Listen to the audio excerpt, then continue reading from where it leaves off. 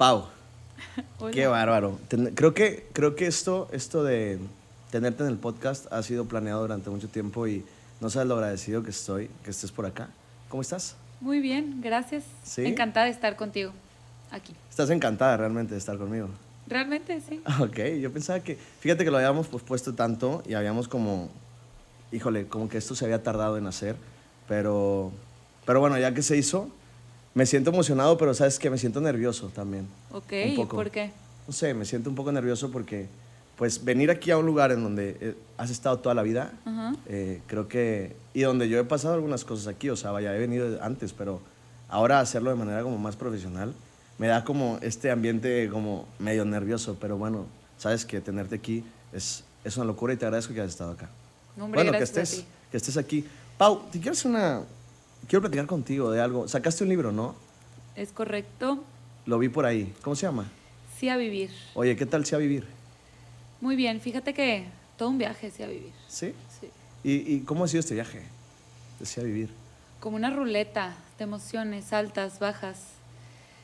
Sí a vivir, a ver, toda vez que sí a vivir es mi historia, es mi corazón abierto, es mucha vulnerabilidad. Y plasmar mi duelo, o sea, cómo fue la muerte de mi papá, empezando por ahí, ¿no? Como narrar los hechos de cómo fue la muerte de mi papá y cómo me pegó directamente, cómo pegó a mi familia y cómo le pegó al Estado, a la nación, internacionalmente. Ha sido todo un viaje y luego mis aprendizajes de cómo le puedo decir sí a la vida, por eso me hacía vivir. Pues ha sido... Oye, este viaje, o sea, este viaje justo empieza después de lo sucedido o que Uy. este viaje de emocional empieza justo después de lo sucedido o hay un tramo en donde podemos decir justo después de una pérdida tan grande, sí, porque creo que las pérdidas no todas son iguales, ¿no? No, desde luego que no. A ver, cada pérdida tiene su particularidad. Ok. Cada pérdida es completamente distinta y hay demasiados factores que van a tomar juego dentro de esa individualidad, ¿no? Dentro de cada pérdida, cuando se vive un duelo, existen ciertos agravantes.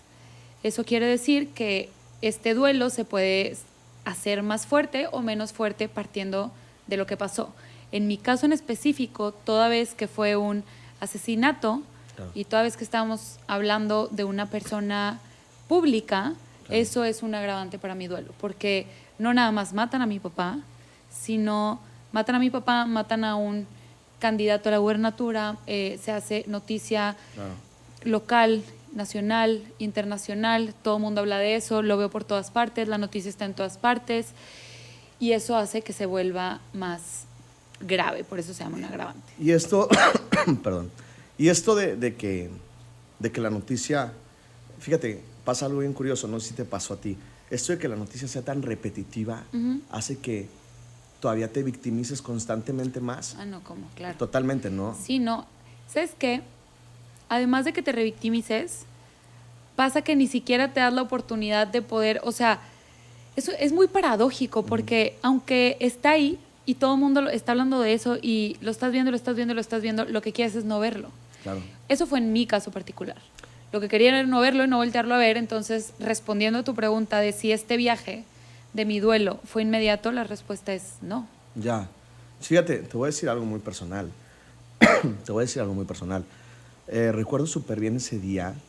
Yo iba para la escuela, iba a recoger un boletín o algo, iba para el colegio, justo donde estudiábamos juntos, y veo la noticia, y en ese momento yo me llevaba muchísimo contigo cuando estábamos más chicos, y justo no, no sabía qué hacer, ¿no? No sabía si hablarte, Sí. pues estaba muy pequeño, que fue secundaria, ¿no? No, fue prepa. Prepa, yo estaba muy pequeño, no sabía si hablarte, o sea, realmente no sabía qué hacer, no sabía cómo actuar, no sabía si decir... Porque es que una cosa, ¿qué pasa cuando... A ver, quiero preguntarte algo. ¿Qué pasa? ¿Cómo es que tú te das cuenta de lo sucedido? O sea, dices, te hablan, lo ves, ¿qué pasa? O sea, Bueno, eso también impacta, ¿no? En la parte del duelo, cómo te enteras de la situación. no, claro. Para quienes no han leído Sí a Vivir, este puede ser un spoiler, pero fíjate que yo estaba en mi casa, precisamente estábamos esperando para irnos a un evento en el que yo lo iba a alcanzar. digo, de primera instancia yo lo que quería y el plan era que yo me fuera con él, pero por otras razones no me fui en esa misma camioneta. Entonces yo estaba esperando a que mi hermana terminara de desayunar, porque mi hermana estaba a dieta y tenía que desayunar claras.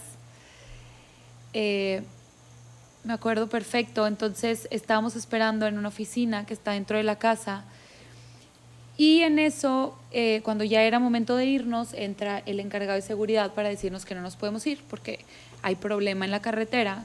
En esos momentos como que la inseguridad empezaba a subir. Y no, pues bueno, nos tenemos que esperar, ¿no? Entonces en ese momento mi mamá le habla a mi papá, no le contesta, le empieza a mandar mensajes, no le contesta. Entra el guardia, al parecer el problema es con los escoltas del doctor, el doctor refiriéndose a mi papá, para posteriormente decir, no es con los escoltas, es con el doctor. Entonces así es como nos enteramos que habían hecho de la camioneta de mi papá y sus acompañantes una ráfaga. Una ráfaga. ¿Te imaginaste lo peor en ese momento? Oh, claro. Fíjate que la esperanza me acompañó por los siguientes minutos que yo te pudiese decir que fueron horas, pero no, claro. Segundos, minutos. Sigue con vida, ya sabes. Sí, claro, totalmente, ¿no? Además hubo por ahí una llamada que nos hacen diciéndonos que, a ver, para empezar la ambulancia se tardó muchísimo tiempo. Cuando llega la ambulancia, y sí, ya fueron muchos minutos, cuando llega la ambulancia recibimos una llamada para decir que mi papá iba adentro de la ambulancia y que todavía tenía signos vitales. Crece la esperanza, ¿no? Crece la esperanza, totalmente. Desde luego. Para segundos después decirnos que se equivocaron, no. Que la persona que venía dentro de la ambulancia no era mi papá ya estaba totalmente sin vida, tirado en la calle. Entonces, pues sí, así fue. Pau, ¿cómo es que después de todo esto, justo después de que haya pasado, cómo duerme Pau después de todo eso? O sea, ¿cómo duerme Pau después de saber que un día pues estaba su papá y al otro día ya no? ¿Cómo duerme Pau? ¿Cómo duerme hoy? No, ¿cómo durmió ese entonces? Ah, ok. Pues no dormía. No, o sea, era demasiado tormentoso el pensar con mucha rabia. Claro. Predominaba en mí la rabia, la ira, el coraje y una ira mal manejada. Claro. Porque, como sabemos, si la ira se maneja bien puede estar a tu favor, pero no en ese momento. En ese momento simplemente no dormía, lloraba, me dedicaba a llorar. Ya. Y justo el tema, ¿no? De repente, esta parte de esas preguntas que, ¿cómo es que después de ahí, esta parte emocional empieza a trabajar en ti muy cañón? ¿O cómo empezamos a ser objeto de la emoción, ¿no? Para empezar a querer como hacer ciertas cosas que normalmente no. Por ejemplo, te dominaba la rabia en ese entonces. ¿Qué querías hacer? ¿Qué querías hacer, Pau? Romper madres, gritar. Sí. Es que ¿sabes qué pasa? Que luego ni siquiera sabes qué quieres hacer.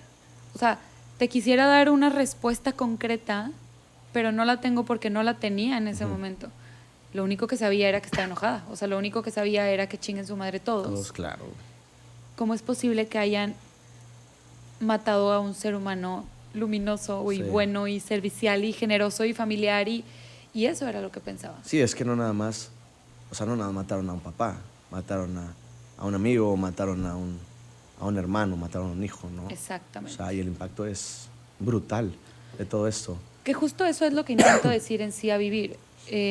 Justo eso es lo que intento como dar a conocer, que por un lado quiero dar a conocer que no nada más mataron a la Esperanza Tamaulipeca, refiriéndose al doctor Rodolfo Torrecantú.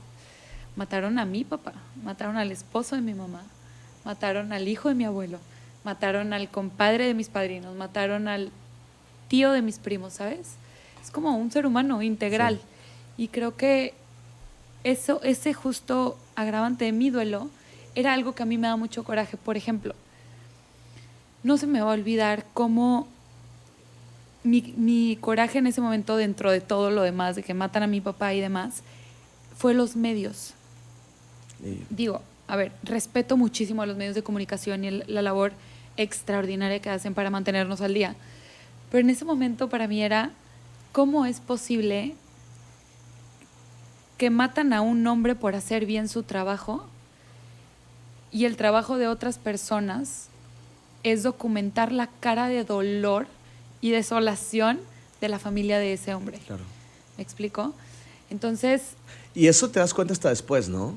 O justo en ese momento te das cuenta de toda esta conciencia que estás haciendo de cómo los medios trabajan de esa manera. No. Fue en ese momento, porque en ese momento era el coraje. O sea, me acuerdo, por ejemplo, fue en 2 ocasiones que lo tengo así vivido, que es cuando le hacen un homenaje a mi papá en el Poliforum, doctor Rolfo Torrecantú. Y llegamos y había, imagínate, muchísima gente, sí. Y en medio de esto era un pasillo que estaba para que pudiera pasar pues el féretro de mi papá y de otras personas que murieron a su lado. Lo recuerdo. Y ahí estaban listos con su cámara esperando a documentar el dolor de nosotros. Entonces yo me acuerdo de ver y pensar, qué fregados, o sea, no me tomes, no quiero ver tu cámara aquí, ni tu celular aquí, porque estoy en dolor. Claro, y justo esta parte, ¿no? De pensar que ellos ganarían vendiendo dolor ajeno, ¿no? O vendiendo como esta parte, o a lo mejor vas a escuchar muy ojete, pero prostituyendo emociones ajenas, ¿no? Sí. Como prostituyendo esto tuyo de a ver quién lo quiere, ¿sale? Que digo, no es algo nada más que se atribuye a ellos. Ajá. Por algo lo venden. Claro. Por algo se vende. Pero bueno, eso sería ya meternos en materia mucho más clínica, yo creo. Sí. Pero oye, y entonces, a ver, pasa todo esto. ¿Cuándo dijiste, voy a escribir todo esto que me pasó? O sea, y el transcurso de escribir, que es otro momento como emocional también fuerte, ¿no? Porque es volver a vivir lo que posiblemente en sesiones o en terapia habías trabajado y luego decidir escribirlo, a lo mejor lo vivimos de una perspectiva, de una óptica totalmente diferente, pero lo vuelves a vivir, ¿no? De hecho, justo algo que me preguntan mucho es ¿qué es lo más fuerte que pasó cuando escribes tu libro o que sentiste cuando escribiste Sí a Vivir? Y es precisamente eso, el tener que revivir la muerte de mi papá. Porque, por un lado, relatar a detalle cómo pasó, lo que sentí, pues fue remontarme a ese momento. La diferencia radica en mi nivel de conciencia. Uh-huh. Cuando lo escribo, soy una mujer consciente, con emociones trabajadas, con conciencia trabajada, estudiada, lo que ocasiona que al momento de revivirlo lo sienta todavía más. Ya no estoy dormida, ya no estoy en este estado de supervivencia como lo estaba a mis 15 años, pensando qué voy a hacer cuando mi papá no está. Ya estoy aceptando, estoy en una aceptación de que mi papá no está, de que mi papá lo mataron, de que ya han pasado casi 10 años en ese momento que lo escribí, que ya han pasado casi 10 años y que quiero recolocar su pérdida a través de este libro. Entonces eso fue lo más fuerte. Cuando estaba escribiendo mi libro iba hasta 3 veces a la semana a terapia porque de verdad eran emociones muy fuertes. Y a su vez nunca me había sentido más viva. Ya justo, como esta parte de esas emociones, cómo nos hacen sentir humanos, ¿no? Y sentir que el dolor al final es parte de la aceptación, es parte del trabajo de la aceptación de duelo. Justo. Y a veces, ¿sabes qué me pasa? Te voy a decir algo que me pasa mucho en sesiones, que justamente vienen personas con algún tipo de dolor o con una emoción o sensación desagradable, y es que pasa esta como pauta, ¿no? En donde ellos entre más corran, el dolor más está. Entonces es como aprendo a convivir con el dolor para aceptar este dolor y que es parte de mí, no es parte de Pau, es parte de Leo y esto pues se trabaja durante un proceso bastante largo, ¿no? Es que ¿sabes qué pasa, Leo? Que nos enseñan a que el dolor debe de estar dormido. Ajá. Pero a ver, desde que nacemos y tienes un bebé y el bebé empieza a llorar, ¿qué pasa? ¿Por qué está llorando? Que no llore, claro. Dale algo. Claro. Y empieza a crecer un poquito más y el niño empieza a llorar, dale una paleta porque está llorando. Sí. Con esto se va a calmar. O literal te enseñan, no llores, mamá se pone triste si lloras. Ufa. O Pésimo. Las niñas bonitas, las niñas no se ven bonitas llorando. Los hombres no lloran. ¿Por qué estás Claro. llorando?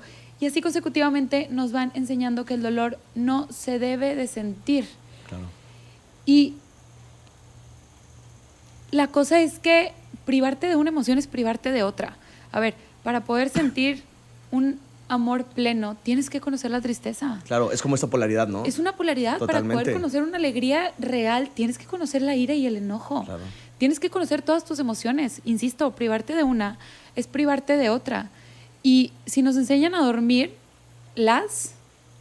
entonces nos están enseñando a no vivir. Justo. Y esto que dices es como un placebo, ¿no? De te doy la paletita para que no llores, ¿no? Entonces Sí. es como, va, el placebo dura un ratito, ¿no? O te doy esto para que no llores. O no, espérate, aquí estoy. Y es esta parte de no dejar que la persona experimente este dolor. ¿Y cómo afecta, o sea, cuando ya estamos grandes, cómo afecta vaya, la educación emocional mía y tuya ha sido totalmente diferente. Y no porque hayamos crecido en distintos entornos, sino partiendo desde los hombres no lloran y las mujeres. Y las mujeres pueden expresarse, pero ¿quién te enseña a expresarse?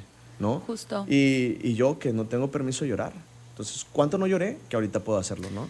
De hecho, si conocemos las estadísticas de suicidios son más altas en los hombres. Claro, por supuesto. ¿Y a qué se lo atribuimos? A que los hombres no lloran. Claro. A que los hombres no se expresan. Incluso, fíjate una cosa, fíjate esto, y a lo mejor nos movimos un poco, pero está súper interesante esto. Fíjate esto, la diferencia del tipo de suicidio entre hombre y mujer es muy drástico. Si te fijas, no sé si te has puesto a ver, bueno, si nos hemos puesto a pensar, los hombres normalmente se suicidan, ¿qué? ¿Un balazo? ¿No? De lo más agresivo del mundo. Y las mujeres pastillas. Pastilla. ¿Por qué? Porque los hombres incluso hasta para el suicidio, agarran algo en lo que nos haga sentir fuertes. ¿Y sabes qué? Me prendo un balazo en la boca, ¿no? Y justo ayer estaba viendo un podcast de esto. Sí, y es algo fuerte porque luego cuando estamos grandes quieren que tengamos la capacidad de reaccionar bien ante situaciones, ante emociones, ante personas, o que no seamos estas personas que estamos sometidas ante otra persona, pero como si tú me enseñaste a que cuando estoy sometida es cuando estoy bonita, Claro. a que cuando estoy sometida es cuando estoy mejor, y que en eso recae mi valía aparte, porque si las niñas bonitas no lloran, entonces yo no quiero llorar porque yo quiero permanecer bonita. Claro. Y si me voy a mover un poquito del lugar, pero y si mi pareja me dice algo, pues no le voy a contestar y me voy a quedar sometida porque quiero seguir siendo bonita. Totalmente. Y quiero seguir valiendo. Claro, y este tema, ¿no? De calladita te ves más bonita. Calladita ¿no? te ves más bonita. Entonces, aguanta. Entonces, ¿cómo quieren que seamos que seamos seres humanos despiertos si desde que estamos chiquitos nos enseñan a estar dormidos? Claro, totalmente. Entonces creo que eso formó parte igual muy fuerte dentro de mi duelo, si regreso un poquito al tema, porque, a ver, yo estaba en lo gris, ¿sabes? O sea, creo que el tema de la muerte no es un tema que se habla mucho, y no pretendo que sea un tema de la sobremesa, pero sí pretendo que sea un tema consciente. Claro. Sí quisiera que fuera un tema consciente, y por eso hago lo que hago, y por eso escribo Sí a Vivir, y por eso estoy todos los martes en el noticiero, y por eso comparto información a través de mis redes sociales, y por eso hago esta especie de activismo, si se le puede llamar así, porque tenemos que estar conscientes de nuestras emociones, y porque vivir en el aquí y el ahora y con lo que tenemos es la mejor manera de vivir. Ni siendo sometida, ni esperando a ver qué llega en un futuro, ni tampoco trabajando constantemente en nuestras emociones y sanaciones, y si no estoy sana no soy, y no merezco y no valgo. No, es que justo esa es la polaridad. O sea, de decir, esa parte de, ok, estoy sana, pero no he estado sana también. Y se vale no estarlo. Y está bien. Y justo eso, Leo, creo que hoy en día tenemos a nuestro alcance no conocemos las escalas de grises. O es blanco o es negro. Hoy estoy perfecta y vengo a enseñarte que esta crema es maravillosa para tu cara y siempre estoy feliz. Claro. No, hay días que la pasas de la chingadísima. Totalmente. ¿Y quién te dice que hay días que la pasas de la chingada? Y que eso es lo normal.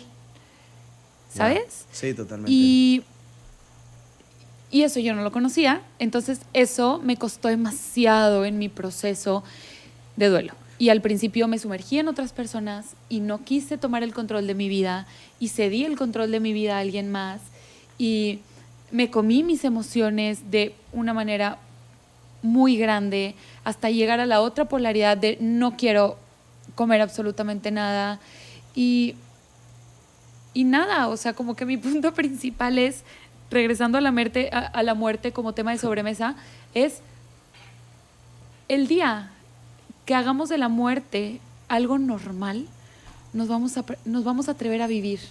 Porque creo que, no creo, estoy convencida de que el temor no frena la muerte, el temor frena la vida. Claro.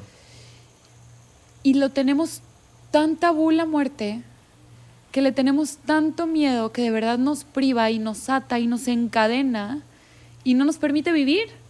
Entonces estamos ahí atadas a duelos pasados porque tenemos pérdidas no reconocidas, que ese es un tema maravilloso que luego me vuelves a invitar para platicar de esto, pero tenemos pérdidas no reconocidas que nos encadenan, que nos tienen viviendo, insisto, adormecidos, entonces le seguimos teniendo miedo a la muerte. Entonces el día que de verdad se te muere alguien, a la madre, ¿qué vas a hacer? Sí, y es que nadie está preparado para eso. Ah, no, bueno. He escuchado de que me estoy preparando porque se va a morir tal, que tiene una enfermedad crónico-degenerativa. Y me sorprende chingos, porque por más que tenga una enfermedad crónico-degenerativa, el estar preparado para la pérdida, porque no nada más es pérdida humana, o sea, no es pérdida corporal, es pérdida emocional y de todo lo que te complementaba, ¿no? Entonces, ¿y qué pierdes tú también? No nada más perdiste a un humano, ¿no? Perdiste parte de ti, ¿no? Entonces, creo yo que el hecho de estar preparado para algo me parece, incluso está soberbio, ¿sabes? Te voy a decir una cosa, yo creo que sí aporta que te prepares, sí aporta que conozcas del tema.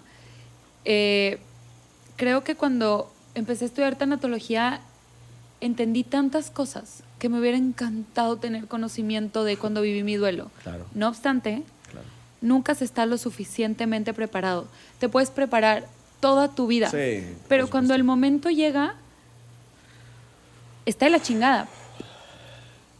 Pero, regreso, sí es bueno como quiera conocer del tema, saber que existe, tenerlo normalizado, tenerlo sobre la mesa, y no precisamente, insisto, para estar preparada, sino simplemente para reconocer que va a llegar el momento. Claro. Y tener conciencia de que cuando el momento llegue te va a doler. Porque muchas veces llega y dices, puta madre, ¿qué hago? Ni siquiera sé qué estoy sintiendo. Y por otro lado, si llega y tú sabes que es dolor, está bien. Y esto no quiere decir que no te va a doler, no, te va a doler de la chingada. Horrible. Te va a doler nada más como tú y Dios sabe, o quien quiera que tú creas, pero mínimo sabes que es dolor, sabes que es desesperanza, sabes que es desilusión, sabes que es todas las emociones que puedan caber. Sí, totalmente. Pero sabes que es eso, no estás en un túnel oscuro, sin salida, pensando que nunca más vas a volver a vivir. Mínimo sabes que vas a volver a vivir algún día, no sabes cuándo, porque eso sí sería soberbio. No sabes cuándo, pero sabes que mínimo te puedes quedar en la esperanza de que un día la luz va a volver a llegar al final de ese túnel, que ahí está, y que simplemente tienes que estar para ti y por ti para que esa luz vuelva a llegar. No estás nada más inmerso en un túnel sin saber qué chingados estás sintiendo. Y bueno, a ver, también muchas veces no vas a saber qué estás sintiendo y también está bien. Es válido totalmente decir, güey, no sé qué chingados siento, y está cool también o sea, no saber qué es lo que uno siente. Justo. ¿Sabes? Esta parte, creo que también, o sea, entramos al tema de la soberbia, ¿no? Pensar que siempre creemos saber qué es lo que estamos sintiendo, nos hace sentir que tenemos el control de algo, cuando a veces no es cierto y está bien, es justo de, güey, no sé qué estoy sintiendo, y va. Se vale no saber qué es lo que uno siente, ¿no? Por ejemplo, con mi duelo y con Sí a Vivir y con otros duelos que he experimentado, me ha pasado mucho el no sé. Por ejemplo, a ver, para dar paso a lo nuevo muchas veces, o no muchas veces, pero implica dejar morir una parte de ti, ¿no? Y de emociones y de situaciones. Y lo digo desde la experiencia y desde los estudios que tengo sobre emociones y pérdida y muerte y todo esto.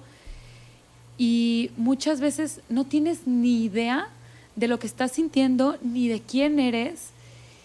Y muchas veces eso es tan aterrador, pero tan aterrador, que paradójicamente no hay mejor cosa que te pueda pasar que no saber ni quién eres ni qué estás sintiendo. Te voy a decir algo, te voy a decir una cosa. Hay una frase que me encanta y es que por ahí le dice Bucay en alguno de sus libros y dice que un buscador no necesariamente es alguien que encuentra.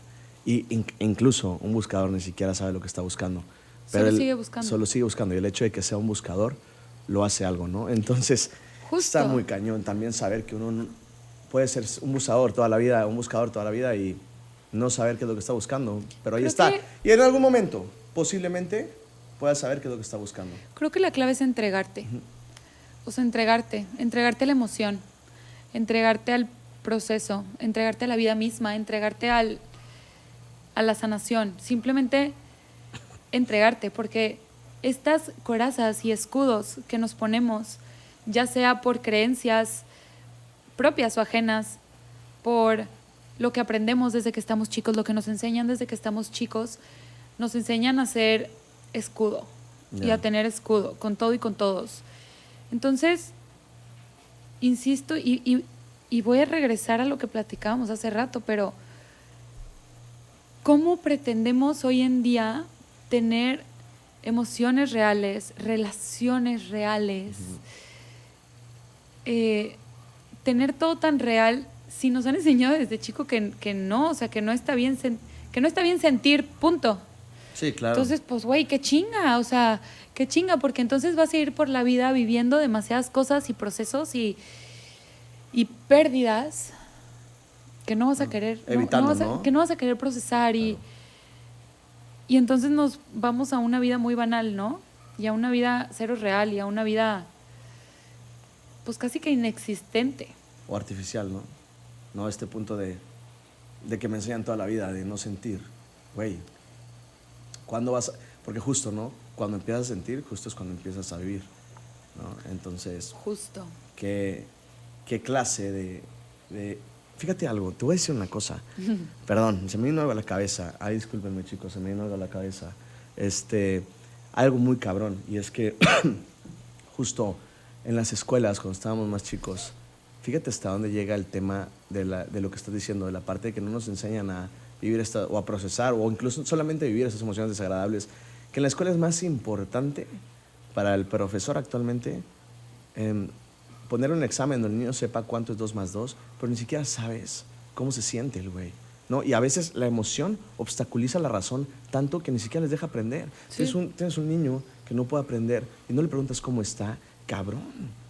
Güey, preocúpate por su emoción, porque justo la emoción, el cerebro emocional nace primero que el cerebro racional, ¿no? Es mucho más primitivo, cabrón. Preocúpate por lo emocional para que pueda usar la razón. Entonces ahí estás castigándolo todo el tiempo y el güey viviendo un infierno emocional.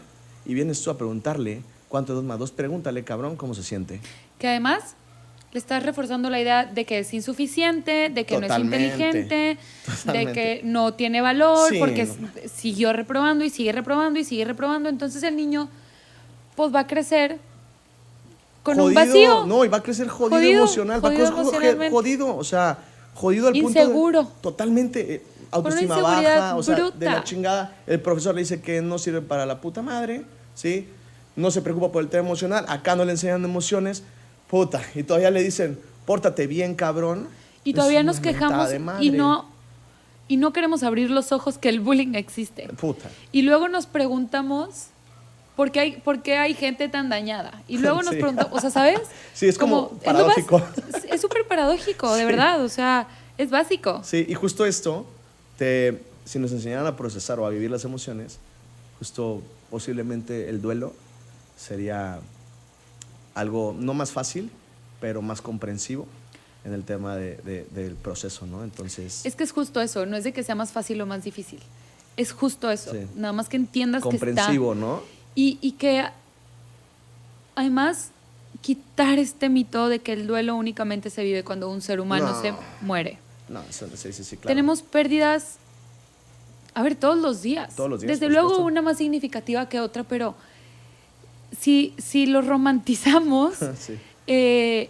el duelo termina siendo algo muy lindo, porque el duelo es lo que nos muestra que tenemos la capacidad de amar, Claro. porque justo eso es lo que nos duele, que algo que amábamos ya no está, que a un niño chiquito le duele cuando le quitaste esa cobija porque la amaba. La amaba, claro. Y ya tiene su primer pérdida experimentada y no tiene ni idea por qué ni cómo, Claro. pero ya la tuvo. Entonces, si nos remontamos a esa idea de ese amor, Claro. de lo que podemos sentir, pues güey, pues no que chido tener duelos, pero No. sí es algo distinto, ¿no? Y pues nada, reconocer que vamos a tener pérdidas cuando te cambias de casa, cuando pierdes una amistad, cuando tuviste una pérdida económica, porque recordemos que el duelo puede ser vivido incluso cuando la pérdida puede ser recuperada. Ya. Entonces, a lo mejor perdiste N cantidad de dinero que mañana vas a volver a tener. Pero, güey, ya lo perdiste, ¿sabes? Sí. Tenemos un duelo cuando viene un doctor y te diagnostica una enfermedad. Uf, tremenda, ¿eh? Ese es un duelo súper fuerte, Tremenda. que casi nadie lo vive, porque es como, chin, es que el doctor me dijo esto, y empiezas a sentir esta preocupación y no sé qué, y así, pero no tienes ni idea que estás atravesando un duelo. ¿Por qué? Claro. Porque se pierde tu identidad, se pierde la idea que tú tenías de la salud que tenías, se pierde a lo mejor tu día a día si es que tienes que cambiar tu rutina, se pierde la dieta que tenías si te pidieron cambiar de dieta. Incluso, creo que cuando pasa, pregunté a todos, perdónenme, creo que cuando pasa eso, justo el tema de no nada más se pierde eso, sino se pierde como la línea mental futura que has trazado, ¿sí? De lo que puedes hacer y de lo que posiblemente no lograrás, ¿no? Sí. Entonces está cabrón el tema. Pau, solo te quiero hacer una última pregunta para finalizar con Adelante. esto que me pareció estupendo que hayas estado acá. ¿Cómo duerme Pau ahora? Tranquila. En paz. En una sola palabra me lo podrías decir como en paz. En paz. Eso es suficiente, ¿no? Creo que sí, creo que eso es a lo que le apostamos, ¿no? Claro, totalmente. A estar en paz. En paz. Coincido totalmente contigo. Pau, pues muchas gracias por haber estado acá Gracias a ti por haberme traído. o por haberme tú traído, ¿no? Sí. Oye, te agradezco mucho que hayas estado acá y de verdad, bueno, ya que también vamos a estar en YouTube, las redes sociales, Pau, porque pues también vamos a estar en YouTube, ¿no, chicos? Sí. No, de una vez pregunto. @Paulina Torre DLG. Me encantará leerles por allá si hay algo que en algún momento pueda ayudarles a hacer por ustedes. De verdad, no duden en escribirme y encantada de hacerlo. Y si no les puedo ayudar, pues les ayudaré en encontrar a quien sí pueda. Bueno, Pau, muchas gracias Gracias a ti. y pues es todo por hoy. Así que nos vemos en un siguiente episodio. Chao.